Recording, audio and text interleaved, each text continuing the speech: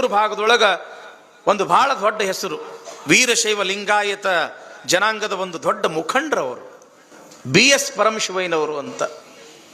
ಬಹಳ ಪ್ರೀತಿ ನಮ್ಮ ಮ್ಯಾಲ. ಬುದ್ಧಿ, ಇಲ್ಲಿ ತನಕ ಬಂದಿರಿ, ನಾವೊಂದು ವೃದ್ಧಾಶ್ರಮ ತೆಗೆದೀನಿ, ನೋಡಾಕತ್ತೀರಿ ಬರ್ರಿ ಅಂತ ನಮಗೆಲ್ಲರಿಗೂ ಕೂಡ ಕರ್ಕೊಂಡು ಹೋದ್ರು. 25-30 ಕೋಣೆಗಳು, ಒಂದೊಂದು ಕೋಣೆಯೊಳಗೆ ಇಬ್ರು, ಏರ್ ಕಂಡೀಷನರ್ ರೂಮ್ಗಳು. ಪಾಪ ಆ ಮುದುಕಿಗಳಿಗೆ ಯಾವುದೇ ರೀತಿ ತೊಂದರೆ ಆಗಬಾರ್ದು ಅಂತ ತಿಳ್ಕೊಂಡು ಏನು ಬೇಕು ಎಲ್ಲ ವ್ಯವಸ್ಥೆ. ಅಲ್ಲೇ ಒಬ್ಬರು ಸ್ಪೆಷಲ್ ಡಾಕ್ಟರು, ಅವ್ರಿಗೆ ಆರಾಮ ತಪ್ತು ಅಂತಂದ್ರೆ ಅಲ್ಲಿದಲ್ಲೇ ಆಗಿಂದಾಗ್ಲೇ ಅವರಿಗೆ ಟ್ರೀಟ್ಮೆಂಟ್ ಮಾಡಬೇಕು. ಎಷ್ಟು ಚಂದ ನೋಡ್ಕೊಂಡಾರ BS ಪರಮಶಿವಯ್ಯನವರು ಅಲ್ಲಿ ಇರ್ತಕ್ಕಂಥ ವೃದ್ಧಾಶ್ರಮದಲ್ಲಿ ಇರ್ತಕ್ಕಂಥ ಅಜ್ಜ ಅಜ್ಜಿಗಳಿಗೆ ಅಂತಂದ್ರ ಅವ್ರ ವ್ಯವಸ್ಥೆ ನೋಡೇ ನಮ್ಮ ಕಣ್ಣಾಗ ನೀರು ಬಂತು. ಅಟ್ಟು ಪ್ರೀತಿಯಿಂದ ನೋಡ್ಕೊಂಡಾರ. ಬಹಳ ವಿಚಿತ್ರ ಅನಿಸ್ತದ ತಂಗಿ ಕೇಳಿದ್ರೆ. ಅಂದ್ರ ನಾವು ಕೇಳಿದ್ವಿ ಅವರಿಗೆ, ಅಲ್ಲೇನು ಮುದುಕಿ ಇದ್ರಲ್ಲ, ಯಾಕ್ರಿವಾ ನೀವು ಮನೆಯೆಲ್ಲ ಬಿಟ್ಟು ಇಲ್ಲಿ ವೃದ್ಧಾಶ್ರಮದೊಳಗೆ ಇಳ್ಕೊಳಕ್ ಬಂದಿರಲ್ಲ, ಯಾಕ ನಿಮಗೆ ಮಕ್ಕಳಿಲ್ಲೇನು?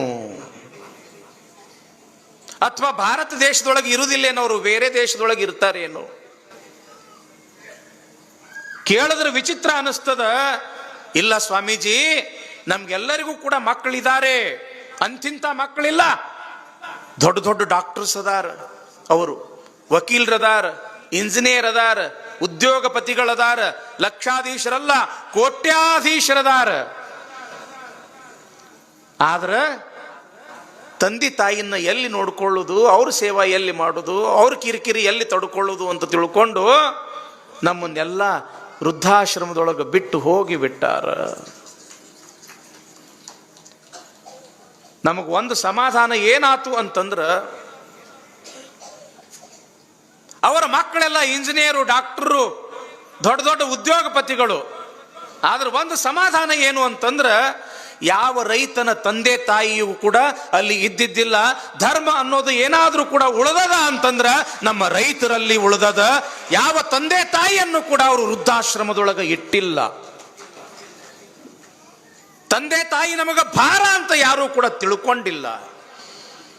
ಇಂಥ ಹಳ್ಳಿಗಾಡಿನೊಳಗ ಇಂದಿಗೂ ಕೂಡ ತಾಯಿನ ದೇವರು, ತಂದೆಯನೇ ದೇವರು, ಗುರುಗಳೇ ದೇವರು, ಅತಿಥಿಗಳೇ ದೇವರು ಅನ್ನೋ ಆಚಾರ ವಿಚಾರ ಉಳಿದದ ಅಂತಂದ್ರ, ಯವ್ವಾ ನಿಮ್ಮ ಹತ್ರ ಉಳಿದದ, ಅದಕ್ಕೆ ನೀವು ದೊಡ್ಡವ್ರವ, ಅದಕ್ಕೆ ಈ ಕಾವಿ ಕುಲ ನಿಮಗ 2 ಕೈ ಜೋಡಿಸಿ ಶರಣಾರ್ಥಿ ಹೇಳ್ತೀವಿ. ಇದು ನಮ್ಮ ಸಂಸ್ಕಾರ.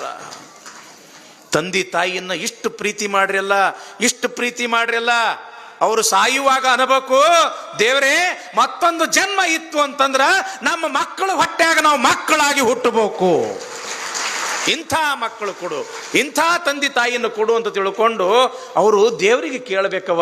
ಅಟ್ಟು ತಂದೆ ತಾಯಿ ಸೇವಾ ಮಾಡ್ಬೇಕ್ರಪ್ಪ. ತಂದೆ ತಾಯಿ ಹಂಗ ಸಿಗುವುದಿಲ್ಲ, ಪುಣ್ಯದ ಫಲವಾಗಿ ತಂದೆ ತಾಯಿ ನಮಗೆ ಸಿಗ್ತಾರ. ತಂದೆ ತಾಯಿ ಅಂತ ಏನು ತಿಳ್ಕೊಂಡಿರಿ ನೀವು? ಪರಮಾತ್ಮ ನಿರಾಕಾರ ಸ್ವರೂಪ, ಕಣ್ಣಿಗೆ ಕಾಣೋದಿಲ್ಲ ದೇವರ, ನಿರಾಕಾರ, ಅವನಿಗೆ ಆಕಾರ ಇಲ್ಲ.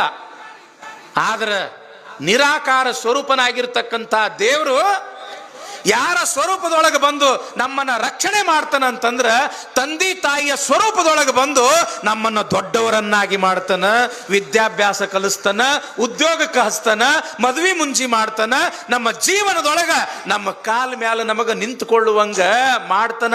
ಆ ದೇವರು ಯಾರ ಸ್ವರೂಪದೊಳಗೆ ಬಂದು? ತಂದೆ ತಾಯಿ ಸ್ವರೂಪದೊಳಗೆ ಬಂದು. ಹಿಂದಕ್ಕೆಲ್ಲ ಹಾಡುಗಳಿದ್ದು, ತಂದೆ ತಾಯಿ ದೇವರೆಂದು ನಂಬಿ ಪಾದ ಪೂಜೆಯ ಮಾಡೋ, ನೀತಿ ತಪ್ಪಿ ನಡೆದರೆ ನಿನಗೆ ನರಕ ತಪ್ಪದಯ್ಯ ಮನುಜ.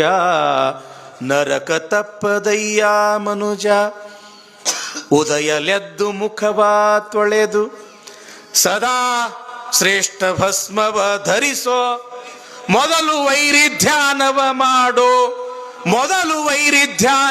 ಮಾಡೋ, ಮಾತಾಪಿತರ ಪಾದಕ್ಕೆ ನಮಿಸೋ, ಹೆತ್ತವರ ಕೀರ್ತಿಯ ಗಳಿಸೋ, ಉತ್ತಮರ ಮಗನೆಂದೆನಿಸೋ.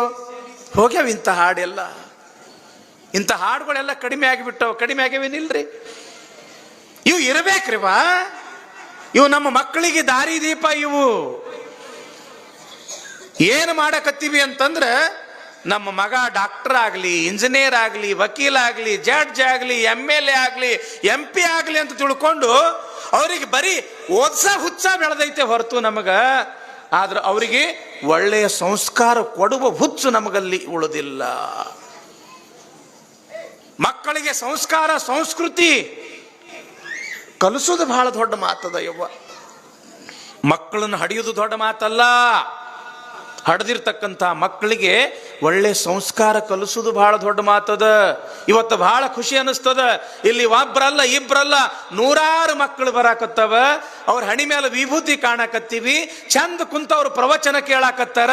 ಕಾರಣ ಏನು ಅಂತಂದ್ರ, ಇಂಥ ಮಠಮಾನ್ಯ ಸಮಾಜಕ್ಕ ಒಂದು ಸಂಸ್ಕಾರ ಕೊಡ್ತವ, ದಾರಿ ದೀಪ ಆಗ್ತವ. ಅದಕ್ಕೆ ಮಾತೃದೇವೋ ಭವ, ಪಿತೃದೇವೋ ಭವ, ಆಚಾರ್ಯ ದೇವೋ ಭವ. ನಾವು ಜೈಪುರಕ್ಕೆ ನಡೆದಿದ್ವಿ ತಂಗಿ. ಜೈಪುರ ಅಂದ್ರೆ ಗೊತ್ತಲ್ಲ, ರಾಜಸ್ಥಾನದೊಳಗೆ ಇರ್ತಕ್ಕಂಥದ್ದು. ಇಂಥ ಮೂರ್ತಿಗಳನ್ನ ಮಾಡ್ತಾರ ಅಲ್ಲಿ ಸಂಗಮರಿ ಕಲ್ದಾಗ. ಅಮೃತ ಶಿಲೆ ಅಂತ ಕರೀತಾರ. ನಾವು ಅಮ್ಮಿನಗಡ ಅಜ್ಜಾರು, ಕಮತ್ಗಿ ಅಜ್ಜಾರು, ಮುನವಳ್ಳಿ ಅಜ್ಜಾರು, ಹೊಸಳ್ಳಿ ಅಜ್ಜಾರು ಜೈಪುರಕ್ಕೆ ನಡೆದಿದ್ವಿ. ಫ್ಲೈಟ್ಲಿ ನಡೆದಿದ್ವಿ, ವಿಮಾನದಿಂದ ನಡೆದಿದ್ವಿ. ಇದು ಬೆಂಗಳೂರು ಏರ್ಪೋರ್ಟಿಗೆ ಹೋದ್ವಿ. ಅಲ್ಲಿ ಏರ್ಪೋರ್ಟಿಗೆ ಒಳಗೆ ಎಂಟ್ರೆನ್ಸ್ ಆಗೋದಕ್ಕಿಂತ ಮುಂಚೆ ಅಲ್ಲಿ ಟಿಕೆಟ್ ಚೆಕಿಂಗ್ ಅದೆಲ್ಲ ಆಗ್ತವ. ಆ ಜಗದೊಳಗೆ ನಾವೇನು ಕಾರ್ನಿಂದ ಇಳಿದ್ವಿ, ಇನ್ನೇನು ಒಳಗ ನಿಲ್ದಾಣ ಒಳಗೆ ಹೋಗ್ಬೇಕು ಅನ್ನೋದ್ರೊಳಗಾಗಿ ಅಗ್ದಿ ವಯಸ್ಸಿನ ಹುಡುಗ, 30-32 ವಯಸ್ಸಿನ ಹುಡುಗ, ಸುಮಾರು ಒಂದು 60-65 ವಯಸ್ಸಿನ ಪಾಪ ಅಜ್ಜಿ. ಆ ಅಜ್ಜಿಗೆ ಒಂದೇ ಸೌನ್ ಹಿಂಗ ಕಾಲಿನಿಂದ ಹಿಂಗ ಒದಿಯಾಕತ್ತಾನ, ದೂಕಾಕತ್ತಾನ. ಆ ಅಜ್ಜಿ ಇದ್ರೆ ನನಗೆ ಬಿಟ್ಟು ಹೋಗ್ಬೇಡೋ ತಮ್ಮ ಅಂತ ತಿಳ್ಕೊಂಡು ಆ ಹುಡುಗನ ಕಾಲು ಗಟ್ಟಿಯಾಗಿ ಹಿಂಗ ಹಿಡ್ದಾಳ.